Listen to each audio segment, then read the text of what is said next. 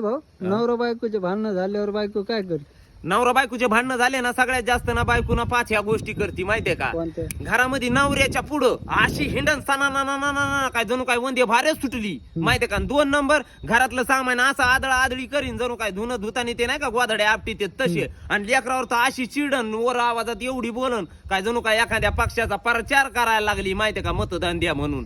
आणि 4 नंबर माहितीये का, घरातले कपडे लेकराचे आणि तिचे कपडे असे कपाटामध्ये टाकीन जणू काही कपडे भरून ती माहेराला चालली 5-6 महिने येणारच नाही. 5 नंबर हेच की एवढं पांचट जेवण बनवीन ती नवऱ्याला जे पसंत राहते, खायचंय तर खाय नाही तर तसाच मर.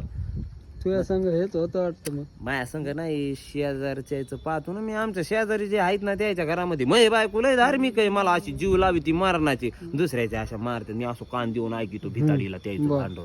तुला काय करायचं कान देऊन ऐकायला? ऐकावं लागत त्याच्या बायको लय सासरवास करता, मै बायको लय धार्मिक.